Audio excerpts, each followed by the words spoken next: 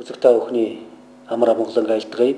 Өнөөдрийн манай уран өгсөлийн чуулган нэвтрүүлгийн энэ дугаар Монгол улсын төрийн хашаа шагналт төр нийгмийн нэр зэтгэлтэн Чадраавлын Лодой Дамгаан намтар уран бүтээлээр зогслон бүтээж байгаамаа. Энэ хүү эрхэм сайхан зохиолчийн хүү Лодой Дамбын гал ударгатай бид бүхэн уулзаад байна. Тэгэхээр одоо манай зохиолч бол бурхан болоод олон жил өнгөрлөө, 37 жил өнгөрч, энэ бол багагүй хугацаа. Яг тэр үед бол та бага шиг хоцорсон шиг байна. Тэгэхээр бас тэр үеийн дурсамж Тунгалаг Тамир Ормон бүтсэн энэ жил бол 40 жил нь болно л доо. 67 оны 4 сарын 6-нд Тунгалаг Тамир Ормоныг бичиж дуусгасан байдаг. Тэгэхээр энэ багын дурсамжаас манай үзэгчдтэй хаваалцахгүй юу гэж. Баярлалаа. Юуны өмнө телевиз үзэж байгаа хүмүүст энэ өдрийн түм амгалан айлтгая. Тэгээд та хэллээ энэ онд манай аав маань хэлсний 90 жилийн болно. 1917 оны 8 сарын 20-нд хэлсэн гэдэг. Аль биесийнхээ түүх намтар дээр бичсэн байна. Тэр үеийн хүмүүс ч бас яг тодорхой хугацаа нь бол бас яг тэгтэл бол яг 17 он гэдэг нь намар. Өдөр нь бол нэг багцаал багцаа. За Тунгалаг Тамир роман бичигдэж дууссаны бас 40 жил яваа. Би даавганаас сороход бурхан болоход харавтай байсан юм аа. Гэхдээ ерөнхийдөө Тунгалаг Тамир романыг бичиж исэн үе тэр үеийн аавын тухай бодлууд бол надад нэг хүүхдтэйхэн дурсамжаар тодорхой одоо нэг амьдралын нэг дурсгалтай үед биш тэр нэг үлдсэн байдаг хүүхд үеийн л дурсамжаар үлдсэн шүү дээ. 10 та хүүхдүүд бас ертөнцөг үзэлтэнд бас хараахан төлөвшөөгүй. Гэхдээ бол юмд тэр тэр нь бол амьдралын турш бас үлдсэн юм байдаг. Аав маань бол ер нь цогоолоо бичиж явахдаа хүүхэд баг гэж голлгүй уншиж өгдөг байсан. Би надад бол бас нэг дурсамж байт юм л да. Хонгорын өвлийн талаар бичиж дуусчаад тэгээд манай баг ихч битээр уншиж ирсэн. За, насан баяр. Тэгээд би уйлаад. За. Тэгээ энийг өөрчилгээд. Гэсэн чинь бас нэг өөрчилсөн байсан. За. Хонгорыг хүүлэхүр байгаад болгоод тэгээд хоёр дахь юугаа уншсан чи энэ ч юм болж байна гэд би бас яг хүүхдээсэн 7-8 байсан. Тэгээд нөхдүүдтэйгээ зөвлөлдсөн, ярьсан, өөрөө ч бас бодсон баг. Тэгээд эхнийхээ хувилбараар гаргасан юм. Бат бууддаг. Тэгээд хүнийг голохгүй тэгээд хүүхдийн бас санаа хүртэл авдаг. Найз нөхдөдөө уншдаг хүмүүс ч бас зохиолынхаа нууц гэдэг юу яадаг байсан. Тэххгүйгээр ерөөсөө хүн болгонд уншиж санаагаа авдаг. Тийм юм бол бас ажиглагддаг байсан. Яг Тунгалаг Тамир романыг бичиж байхдаа манай ээжд бас их зөвлөлддөг, ярьдаг, дүрээ бүтээх. Манай ээж бас өөрөө урлагийн хүн болохоор ярьж хөрөхт нь бас их дөхөн болдог. Санаа оноо хэлдэг юм болсон багтана. Тэгээд хуучин монголоор бичнэ. Монгол бичгээр бичдэг. Ер нь ямар хуу заасан тэр? Ер нь А4-ийн А4 гэдэг чинь тэрийг 2 хуваасны тал цаасан дээр тэгээд бичнэ их юм баа гэж монгол бичгээр их сайхан гаргацтай одоо бичсэн гар үчмэлүүд юм шиг би монгол бичмэд таарах. Гэхдээ бол үний таталсныг бол уншихад бол хэцүү байдаг. Аавын бичсэнийг бол их сайхан гаргацтай гэж бичдэг. Тэгээд хажуугаар нь бас нэг зураг энэ төр зурцсан байдаг. Энэ дээр юм бодож сууж явахдаа зурдаг байсан. Тийм шүү. Тийм шүү. Ер нь бол зохиолоо өдөр их ажилтаа байсан учраас шүндөлөөр бичнэ. Ажлаасаа нэлээ ороотож ирдэг. Тэр чинь соёлын яамны орлого сайд байсан. Бүх концерт, бүх жүжиг, киног хянаж гаргана. Уран сайхны зөвлөлийн дарга гэдэг. Тэгэл ерөнхийдөө ороотож ирчээл тэгэл бас хүүхдүүд бид нар баг болчир байсан. Надтай бас жоох хэрэглүүл тоглоом хүүхдээ яг л хүүхчиг тоглоно штэ. Онгоц хамтын янз янз. Нөгөө нэг хөлбөмбөг бүгд тоглоно. Цэнт сүрэнгүй дурсамжин дээр билүү, долгор сүрэнгүй дурсамжин дээр билүү. Өнөө бууц хийгээд хуушур болцсон байсан гэдэг чинь тэр яа. Тэр бол би сандгүй маа. Тэр бол би их баг байсан. манай эгч нартай манай аавын дүүгэн хүүхдүүд цэнцрэгчийн хүүхдүүдтэй нуугд тоглож байгаа. Манай ээж ажилдаа явахдаа нэг бууз хийгээд тавьчихсан байсан харанхуй өрөөнд л нуугдж байгаа дээр нь суучаа тэрийг хуушруулсан. Тийм дурсан зүйл юм. Би бол тэр үнийг бол мэдэхгүй.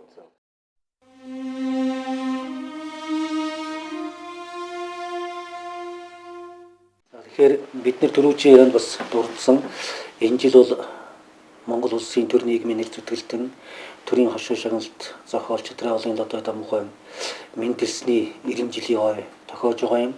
За Монголын ард түмний хайртай ормон Тунгалаг Дамир ормоныг бичиж дуусгасны 1967 оны 4 сарын 6-нд дууссан ормоны 40 жилийн ой тохиож байгаа. Энэ жил Лодой Дамхайнхын тухай нэвтрүүлэг хийж байгаадаа бид баяртай байна. Тэгээд Лодой Дамхайн охин Лодой Дамбын насан баяртай бид нар уулзаад байна. Тэгэхээр бид нар түрүү бас галуудрахтай уулзсалда. Тэгээд аав өөрөө одоо нэлээд баг 10-тай үлдсэн юм байна шүү дээ аваас тийм ээ.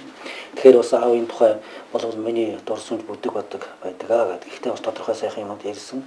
Өөрийн чинь хувьд ер нь аавынхаа тухай зохиолч уран бүтээлчийн хувьд хүний төрсөн эцэг эхийн түшиг хайрын хувьд дурсаж манай үзэгчтэй дурсамж хаваалцахгүй юу гэж.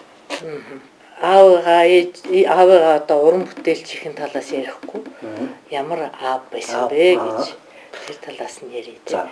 Хүүхдүүдэд бол их тийм яг л энэ зэрэгцэж харьцсан. Хүүхдийг ерөөс хүүхдүүд голохгүй. Яг л том хүнтэй яаж харьцдаг вэ? Тий. Одоо ингээд бодоход бол биднээс аавынхаа зохиол бичих цагаас бол их одоо хомсолж исэн юм билээ. Аав миний хувьд бол одоо миний хичээлийг хийл гэж үг. За. Ороо болгон ирээл миний хичээлийг хийл. Тэгээд хичээл хийлэхдээ бол зөвхөн тэрийг заагаад би зөвлөлтийн сургууль байсан л та. Тэгээд уран зохиол одоо уран зохиолын хичээлээс бос физик, хим тийм ээ. Одоо бүх л хичээл надад заана. За. Тэгээд орос дээр заана. Тэгэхэд өөр хүмүүсийн бас ярианаас би сонсож байхад бол аав тийм ер нь их олон талтай зөвхөн уран юугаа биш жишээлбэл дипломатын хичээл их сургууль зааж исэн гэж тийм ярьж ирсэн юм би сонсож ирсэн. Ээж бол одоо аавын тухай хэлэхэд бол хүн бол ер нь биднийг хүлээлгсэн. Ээжийг хүлээлгсэн тийм ээ. Хүнд хэрэгтэй хүлээж ийсэн. Тийм хүн байсан байгаа. Орж ирэхэд нь хүүхдүүд нь үүдэнд ааваа ирлээ гэж хүлээж идэг. Ээж ингээл орж ирчээл гэр дотроо явж хахад нь араас нь дагаад жорлонд орж хахад нь жорлонгийнх нь үүдэнд зогсоод яриад тийм ээ. Тийм л гэр бүл байсан юм да тийм. Аавын хувьд бол дэндүү сайн аав байсан. Ер нь та нартай одоо яг хүүхэд шиг тоглодог байсан гэж уучлаарай Лодой Дамбай чинь. Тийм ээ. Тэгэхдээ надад бол тэгэд нэг хүүхэд шиг тоглож ийсэн одоо энгийн юм болохоор тэрийг нэг онцлоод байх чинь дандаа л тоглож ийсэн тийм ээ. Тэгээ тэрний тухай бол ээж маань зөндөөл битсэн. Яаж тоглож ийсэн зөвхөн бидэнтэй ч биш хашааны хүүхдүүдтэй яаж тоглож ийсэн тэднүүсийг одоо гэрээрээ манайд их орж ирэх дуртай байсан хүүхдүүд. Тэгэл бидний төрсөн өдрийг л их өргөн тэмдэглэнэ. Одоо ч гэсэн одоо миний үеийн авгаа гэж хэлэхүү дээ ярьж байгаа юм тий. Дараагийн жилийн төрсөн өдрийг чинь хүлээж биднээс бүр одоо хүүхчин муудалцсан тий. Зодтолтон тэгтэр яаж нэг зодтолтож муудалцчихгүй байж дараагийнх нь төрсөн өдөрт уягдаж очие доо гэсэн тийм бодолтой байсан гэж үдийд тэгж ярьж байгаа тийм ээ. Таны тухай галаа ярьсал да тийм. Хондоо насан баярыг ч болвол миний багыг ч болвол хондоо ээжиж ярьдгүй юм ал аавд ярьдаг байсан. Тийм дотно. Тэгээд хондоо ээж дээр бол за одоо хондоо долгорсонгүй загинтагч байсан юм ядагч байсан тэгдэг гэж магадгүй тийм үү. Аав бол ер нь өөрийн чинь одоо хүүхдийн тийм ээ жаргалцаа болон яаж хүлээж авдаг хүн байсан. Бүхэл юм ярина. За ярихдаа бол одоо сургууль дээрээ хинтээ хэрэлдсэн ямар дүн хоёр багштай яаж загнуулсан багш л муу хүн болно шүү дээ чинь тэгэл тэрийг л гаргаж ярина. Хамаг юм би ээжтэй ярьдаггүй юм аавтай ярьдаг байсан. Ээж маань хэлдэг байсан юм хүүхдүүдтэй хайртай хүн бас өөрийгөө бодох хэрэгтэй юм а гэж. Бүх амьдралаа л бидний төлөө зориулж исэн юм байлээ л дээ. Эжийн ч төлөө бид хүүхдүүдийн төлөө. Яагаад тэгж хэлж исэн гэвэл өөрийгөө бас хайрлаж, өөрийгөө бодож ийж тэгээ бас тэр хүүхдүүд нь би жишээлбэл 10 дугаар ангид 16 таа үлдсэн. Тэгээд аав маань өөд болоход бол ингээл бараг л бүх юм л ингээл дуусч байгаа юм байх гэж бодож байсан. Ер нь юу ч тийм ээ. Одоо 53, эр хүний 53 нас гэдэг чинь бол эдгээр нас шүү дээ. Залуу нас шүү дээ. Тий. Одоо хонд юу вэ шүү дээ тийм ээ. Цэнцрэнгой номон дээр байна л дээ. За миний ах бол 1967 оны 8 сарын 20-нд 50 насны ойгон хийсэн юм аа. 50 насны ой найр сайхан болсон төгсгөөс хөдөлмөрийн гавьяалын төгөөдөнгөө чагнагдаж за тухайн үеийн Монгол Ардын улсад намын түүхрөө сайд нарын зүйл ардын хурлын депутатаас баярын бичиг тэгэл олон нийтийн байгууллага тийм зохиолч дөрөв хөл түвшний залуучуудын үйл явц бүгдээс нь баярын бичиг авч яасан гэсэн. Яг аавынхаа 50 насны ойгоор өөрөө ер нь ямар бэлэг өгсөн. Сандгоо тэр 67 оны 8 сарын 20-ны санаа нь яг үгүй байхгүйсэн. За би байгаагүй нэг артикт нэг пенрийн цусганд явцсан байсан. Тэндээс яаж исэн. Гэхдээ тэр одон медальч яах вэ тийм ээ манай ээж аавч тэгж ярьж исэн гэж хэлдэг. Энэ дэлхий дээр ерөөсө хамгийн их баярлсан юм бол миний одоо том хичээг төрөхөд. Юун тэр одон медаль тийм ээ. Тэр миний том хичээг төрчгөөд манай аав ээж хоёр бол ерөөсө тэгж баярлж ерөөсө хизээч дараа нь үзээгүй гэж байгаа. Дараагийн хүүхдүүд бол тэгэл яхав гараад. Тэгэхээр манай галаач нь бол 43 настай гарсан. 43 настай байх гарсан. Аавгаа. Тий, 10-тай үлдэнэ тийм. Тийм юм. Тий ороо биднээс юм ороод ирсэн. Өөр ч одоо аавын ч авч өгсөн бэлэг хадгалж байдаг тийм одоо яг юу нэ зөндөө юм тийм үү зөндөө тэрийг бол яриад тэр хүнд чинь тэр эднээсээ илүү ер нь сэтгэлд авч үлдсэн юм байдаг юм байна шүү дээ. Тэр эдвэл яг уу эд тийм ээ аав хайрлж исэн юм гэвэл аавынхаа нэг хөөрөг шаазан хөөрөг л дөө чирвэл тийм ээ. Тэрийгээ бол бүр юунаас илүү хайрлж исэн. Өөр тэр аавтай холбоотой юмыг л их хайрлж исэн. Нэг манай хамаатны хүүхэд хөдөөнөөс ирээд тэр хөөргийг хагалцсан юм аа. Тэгээд аав бол их харамсч тэрийг бүр ингээд өөрөө нааж ийснийг сандгийн. Тэрний тэгээд дараа нь ингээд утсаар ингээд уяа тэгээд биднээс одоо хадгалж л байдаг. Зөв. Ахонда чөтрөө болгоогоос үлдсэн өөр байна шүү дээ тийм ээ. Сайн зохиолч, сайн жүжигчин бол заавал сайн хүн байх албагүй тийм ээ. Тэгэд би аавгаа дүгнэдгийг яг тийм сайн хүн байсан юм бэ гэж бодоход хүнд их хэрэгтэй хүн байж. Хүүхдүүд нь эрэхт нь тэсэн ядан хүлээдэг. Одоо миний ээж бас хүлээдэг. Хүнийг тэгж хүнд хэрэгтэй байж, хүнийг хүлээлгэж чаддаг хүн гэдэг чинь их сайхан хүн байж тээ. Тэгээд зөвхөн гэртээ биш ажил дээр нь бас ингээд бүр ойчрлцсан хүлээгээд хүмүүс сууж идэг байсан гэсэн. Тэгэл аав чинь тэр кино, жүжиг, зохиол бүгдийн одоо залуу уран бүтээлчтэй харамгүй өөрөөсөө санаа хэлж өгнө. Харамлахгүй тэрийг би их олон удаа хүний имийг буруулаа ирээн болтол нь засч одоо сайн зохиол, сайн жүжиг, сайн кино болтол нь засч өгдөг байсныг сайн сандхий. Зөв.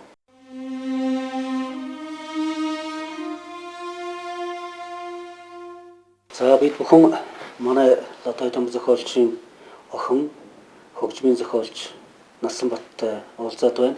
За бид нар Насанбатынхаа орчлонгийн сайхан хүүхнүүдэд олон сайхан дууг мэднэ. Саяхан аавынхаа дурсгал зориулж, ер нь Монголын сайхан аавуудад зориулж Тэнгэр буурал аав гэдэг сайхан дуу хийсэн юм. Тэгэхээр Насанбат аавынхаа тухай бас аавдаа зориулсан дууны тухай манай үзэгчдэд ярьж өгөхгүй юу? Тэгэхээр ааваас нь надад бол би өөрөө төгөлдөр хуурчтай хөгжмийн зохиолчд их биш л дээ. Төгөлдөр хуурч.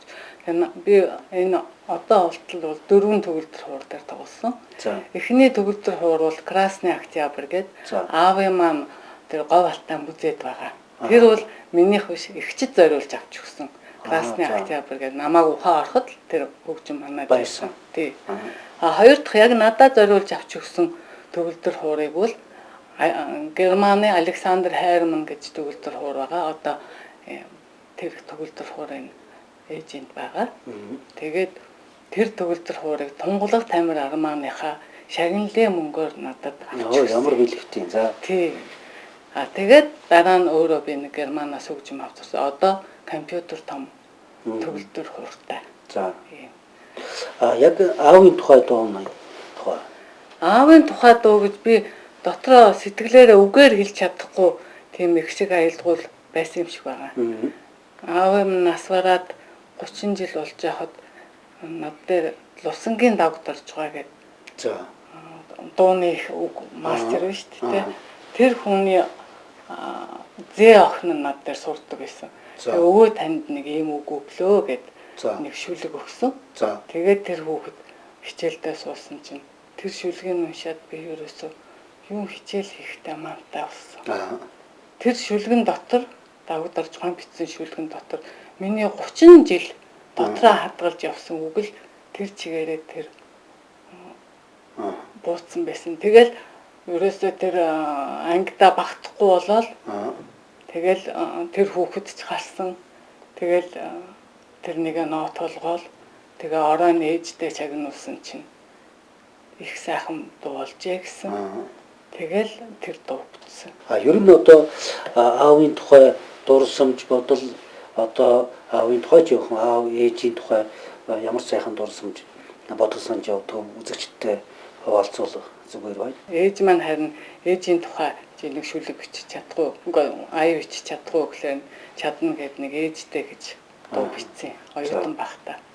Тэрнийг сонсоод тэгээд хоёр дүүтэйгээ нийлээд нэг аав Кубээс авчирсан бөмбөр байсан. Тэрнийг балбаад гуруулаа нэг тийм хамтлаг шиг юм болж дуулдаг байсан.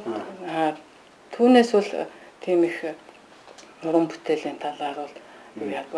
Харин хөгжмийн талаар миний хичээлийг бас бүгдийг манайхд чинь орос хэл дээр хичээл заагаад монгол багш орчуулдаг байсан. Зангал багш чинь жишээлбэл хөгжмийн түүхийн хичээл дүүрваа гэдэг багш уншаад тэрнийг биднэрт зангал багш орчуулж өгдөг байсан. Тэгэхэд одоо Бетховены тухай чинь тэр үед тэрний ном байхгүй шүү дээ. Тэгэхэд аав нь одоо Бетховены тухай оростой бичиж өгөөд тэгээ би тэрнийг орсоор чийжлээд тэгээ шууд тэр дүүрваа багшд бол орсоор тэрнийг хэлж тэгж яадаг байсан. Одоо ямар дуу бүтээж байна? Одоо нэг бас аавын тухай аав минь санагдаад байна гэж Дорж хотын шүлгээр нэг дуу хийсэн. Ардын жүжигчин жаргал сайхан багш тэгээд өөр Монголын миний магистр оюутан бэлэгтгээд дуусан бас их сайхан дуу байгаа. Тэгээд цагаан шүгэртийн ажсуудаа гэж нэг дуу байгаа. Тэр дундаа би хайртай ээжээсээ хойш утсан болохоор зэрэг. Тэгээд нэг тийм бурхны одоо монголчилсан төвдийг монголчилсан мэгзмийн тухай тэгэл тийм нэг CD Монголын улсын их сургуулиас гаргасан тэрний ая дангийг оруулсан. Тиймэрхүү юмуд байна.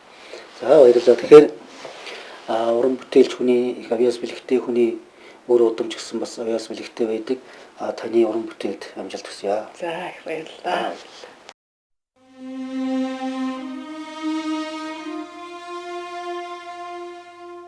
Бид одоо Дамбуйтай цуг уран бүтээлийн дөрөв харшуулж явсан манай Ахмад зохиолч Монгол улсын соёлын авьяас зүтгэлтэн насаг дөржийн нэлмшин зохиолч бүхийн Баастгойтой уулзаад байна. Тэгэхээр Лодой Дамбуйг бол та залуу зандан цагаас нь бүр нарийн ярил долгор сонгойтой амьдралаа холбох үеэс нь мэдих хүн ингээд манай үзэгчид залуу зандан насны сайхан дурсамжаас хаваалцахгүй юу? Лодой Дамбуйн уран бүтээлийн тухай яриад хэрэггүй. Одоо тэний дээртэйгөө бүгд мэдж байгаа. Зүгээр хүнийхээ хувьд ямар одоо сони хүн байсан бэ гэдэг дээр нь хэдий юм ярьж байгаа л да. бид хоёр бол 40-аад онд энэ залуу театр үргэлж соёлын ордонд танилцсан. За. Тэгэхээр тэр соёлын ордонд бол юм бүхэн байсан. Тэгээд лекцийн зал, киноны газар, концертын зал, номын сан, уншлагын орой, бильярдын. За одоо бол өөр одоо нэг бор шар дээлтэй. За. Тэгээд тэр бильярд тоглож байгаа өөрөө баг байхгүй юу? Тэгээд бильярд тоглох санаатай нөгөө улсууд нь тоохгүй. Тэгээд улсын бильярдын тэр яаж өгөөд тэгэл гүүгээл ингээл бильярдын бандан тойрол гүүгээд явдаг. За тэгж нөгөө улсууд одоо үл хөөтөн цаг ороо тарах болдог. Тэгс нөгөө тэгш малгай байхгүй. За хаана хайсаа мэддэг. Одоо би ер нь гол онцлог нь бол дэндүү салан. За ийм хүн байхгүй юу? Тийм учраас чихээ барайл одоо өвөл тэгэл явдаг. Ийм л одоо хүн байсан. Эхний үед. За тэгээд одоо нэг мэдсэн чинь л одоо долгон сурунгаатай танилцчихсан. Долгон сурунгаатай суух юм болж байна гэх. Тэгсэн чинь эцэг нэг гэж одоо чадраа баалга гэдэг чинь актер тийм төрөмхөд дүүхээс сонин өвгөн байхгүй. Тэгэхээр хөө тэр долгон сүрэн гэдэг чинь тэр чинь тэнгэрийн даг. Тэр сайхан амтныг миний энэ нусгаа энэ салан задгаа амт утаагаад хай. Тэгээд одоо өнөөхөө чинь одоо долгон сүрэнд ойртуулахгүйгээр сава болчих хөөж явна гэж ингэж дуулдаг байхгүй юу. Тэгсэн чинь нэг мэдсэн чинь нөгөөд хоёр чинь суучч. За энэ Монгол банкны нааны задгаа томоо хашаад. За энэ нааша харсан хаалгатай хаалга нь одоо дам мам гэж байна. Задгаа хашаад том гэр барьчих. За тэгээд тэдэн чинь битэрэг уршив. За түүнээс салан чинь бас марчихсан юм байлгүй дээ. Маргаас өглөө уршин чинь нөгөө тэгш нөмөр шар тэрлэг нөмөрчихсэн. 100-ныхан аман дээр галлах гэж сууж байна. За тэгсэн чинь бидний чимээгээр далгын сүрэнгээ мэдлээ дээ. Энэ цусууд амтан уурчгаад тэгэл цагаа марчихсан хүн байна гэд. Тэгэл далгын сүрэнгээ басаар хөсгөө яарсан. Нэг сайхан чээж харагдаад буцаад хөсгөө яарад л көчнөө цагаар орчихсон. Тэгэл удсангүй хувцалчихсан босч ирээд одоо дамбыг төлгөчгээд өөрөө галлаад. Тэгэл бид нар чинь тэгэл удсангүй цай боллоо тэгжээс чинь хоол хийлээ. Тэгээ бас гарах гаргаж байгаа юм аа бит. Тэгээд нэг арангаад болж байгаа. Тэм явдалтай зохиол уншлаа. Өгүүлэг юм уу, тууж юм уу мэдэхгүй. Тэнд дотоос би Чингэл гэдэг үгийг сонирхож байгаа юм. Өөрөөр хэлбэл би Чингэл гэдэг үгийг мэдэхгүй байхгүй юу? Тэгээд ингээд бодоод байсан чинь одоо дам бол удаа зохиолыг эртэг хэлсэн. Тунгалаг тамирыг бол эрт бичиж хийсэн. Тэгвэл энэ бол ирээдүйд ийм та сайхан зохиол болох юм гэдгийг мэдээгүй. Ямар ч л байсан гэсэн бичиж хийсэн. Энэ бол их эртээ хийсэн. Тэгээд олон жил зүтгэснийх нь хүчинд бол энэ сайхан ормон бүтсэн. Энэ их эртээ өгсөн улс уртаа ормон шүү гэж ингэж хэлмээр байна. За долгор сүрэнгаа бол ерөөсөө энэ лада дамбыг яаж одоо тоод суусан би юусэн мэдэхгүй. Уг нь бол ерөөсөө бүтэмгүй хоёр байгаа юм. Гэтэл хамгийн сайхан одоо бүтсэн хамгийн сайхан ад жаргалтай ийм гэр бүл байсан хоёр юм шүү. Би энд нь бол одоо их баярлдаг. За тэгсэн чинь лада дамб бол үндсэн мэрэгжил нь одоо топ хийсгэн багш. Хүн шүү дээ. Тэгээд энэ шинжил ухааны тийм тэр цагтаа нарийн ширээ эмэгсүүргээ ажигладаг, их сонирхдаг, уншдаг хүн байж л да. Тэр чанар нь бол тэр алтаад гэдэг ормондод гарсан. За тэгээд лада дамб маань бас биеийн тамир дэвшүүлхий. Тэр үед энэ богдууланд өвөлч нь одоо цастаа цагаар доошоод лижер буудаг улсууд овоо хэд байх. Тэгээд улсуудад чинь тарамплын харайна гэж нэг юм байдаг. Цэрэгт ч тийм юм байдаг. Тэнийг өндөр юмнаас л тэнгэр буугаал тэгээд тэнгэр ингээд хэд ирж байгаа газар буудаг шүү. Тэр тарамплин гэдэг чинь тэр дээрээс цасаад хүчтэй бууж ирээд тэгээд энийг юм дээс хараагаад таар очиж бууж байгаа. Энийг хийж чаддаг хоёрхан хүн тэр үед Улаанбаатарт байсан. Тэр нэг нь бол одоо дам нэг нь манай сүүл нь урлагийн эрхлэх хорны дарга болсон болдгоо. Энэ хоёр шиг тэр тарамплин сайхан хараадаг хүн байгаа. Тэгэхээр одоо дам бол юмд ийм их идэлтэй сайхан хүн байсныг би хэлэх ёстой. Өнөөх тунгалаг тамирчин одоо тэр үед өөр овоо явцсан. Тэгээд ингээд төөрөөгөр чи тэр үед ямар орон байрныг одоотой адилхан биш. Дуртай цагтаа баргүйгээр тэр дуудсан ингээд ороод явж байгаа юм чи. Тэгээд гүйж бол тэр хоёр давхар одоо дам би хаалгаа татхад татахтаа амтнаашаа. Тэгээд ширээ юугаач замбрааг хөнгөх замбраагүй. Тэгээд ширээ дээр аваарсан Орос Монгол сайн зэтгэв авах юм байх. Тэгсэн чинь нөгөөс нь доороос нь ухаж байгаа нөгөө ормон бүр ингээд явцсан. Миний энэ цааснаас арай томхон цаасанд бич. Тэгээд дундаас нэг юм ингээд суглаад ирдэг. Тэгсэн чиний нэг умшаатах гэдэг. Унших гэдэг дандаа умшаатах гэдэг шүү дээ. Тэгээд өнөөх нь ингээд уншихтаа энэ чи юу юм гэдэг сая шин битсэн. Нэг юм дунд нь хавчуулах гэж болж гэнэ үгүй юу гэж ингэдэг. Тэгээд би юм итгэвдээ сайхан санагдаад айтайхан байнлаг нь тэгээд болж ял гэдэгэл гаргад. Тэгээд тэр ормондууд ерөөс юу байх вэ? Дэстугаар хуучин дэстугаар гэж байхгүй. Цаас бол том жижиг олон янз. Тэгэл хүм ороод ирэхдээ хамт тэгэл уцаага ингэ суглаад гараад ирээ. Тэр хаана байгааг сайн мэдээ. Тэнийг тэгэл буцаагаад аваач нөгөө трүү хийчих. Тийм их сонин тэр чи баг тэр номын хуудас чинь чэйжэнд нь бичигдсэн байгаа. Байна тийм сонин. Тэгээд сүүлдээ нэг мэдсэн чинь л би л одоо намтаа нэлээд итгэгдсэн сайн хүн болсон байлгүй дээ. Тэгээ нэг дуудсан. Аччин чинь хэлжээд мөн чинь намдгийг хэлмэгдүүлчихлээ. Энийг ийм ормон маягтай бичээд над өгсөн. Энийг одоо би жил хагас талчихлаа. Жил хагас.